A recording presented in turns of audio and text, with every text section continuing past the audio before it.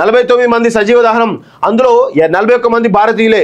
కువైట్లో ఘోర అగ్ని ప్రమాదం, రెసిడెన్షియల్ అపార్ట్మెంట్లో ఫైర్ యాక్సిడెంట్, అందరూ నిద్రిస్తుగా ప్రమాదం, మృతుల సంఖ్య పెరిగే అవకాశం. ప్రధాని మోడీ, విదేశాంగ మంత్రి జైశంకర్ దిగ్భ్రాంతి అంటూ ఒకరు చూస్తా ఉన్నాం.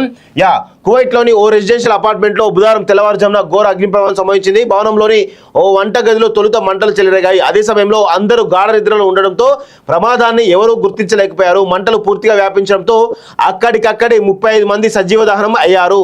మరో 14 మంది ఆసుపత్రిలో చికిత్స పొందుతూ ప్రాణాలు కోల్పోయారు. ఇంకో 50 మందికి తీవ్ర గాయాలయ్యాయి. ఈ ఘటనపై ప్రధాని నరేంద్ర మోడీ తీవ్రమైనటువంటి దిగ్భ్రాంతి వ్యక్తం చేసినటువంటి సందర్భం మనం చూస్తా ఉన్నాం. ఒక్కసారి పూర్తిగా మనం చదివేటువంటి ప్రయత్నం చేద్దాం మిత్రులారా.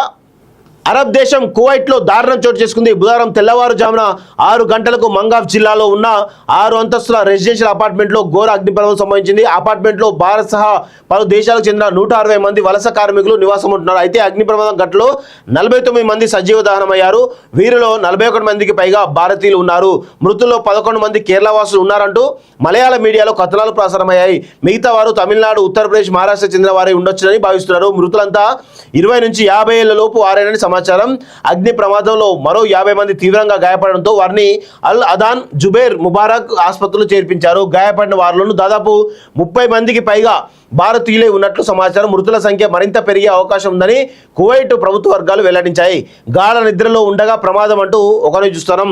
కువైట్ అగ్ని ప్రమాదంపై ప్రధాని మోడీ తీవ్రమైనటువంటి విచారం వ్యక్తం చేశారు. కువైట్ సిటీలో జరిగిన అగ్ని ప్రమాదం బాధాకరం. ఈ ఘటనలో ప్రియమైన వారిని కోల్పోయిన భారతీయ కుటుంబాల గురించే నేను ఆలోచిస్తున్నాను. గాయపడిన వారు త్వరగా కోలుకోవాలని ప్రార్థిస్తున్నాను. కువైట్లోని భారత రాయబార కార్యాలయం పరిస్థితిని నిశ్చితంగా పర్యవేక్షిస్తోంది. బాధితులకు సహాయం చేయడానికి అక్కడి అధికారులతో కలిసి పనిచేస్తోంది అని మోడీ పేర్కొన్నారు. ఇక ఈ ఘటనపై విదేశాంగ మంత్రి జయశంకర్ తీవ్రమైనటువంటి దిగ్భ్రాంతి వ్యక్తం చేశారు. మృతుల కుటుంబాలకు సానుభూతి తెలియజేశారు.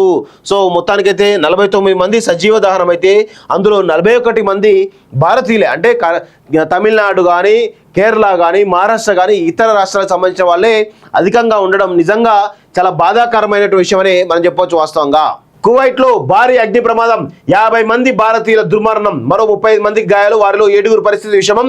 మృతులంతా మలయాళీ తమిళులే, అందరూ ఎన్బిటిసి కార్మికులే. అంతస్తుల భవనంలో తెల్లవారుజామున వ్యాపించిన మంటలు, గ్యాస్ లీకేజ్తోనే అగ్ని ప్రమాదం.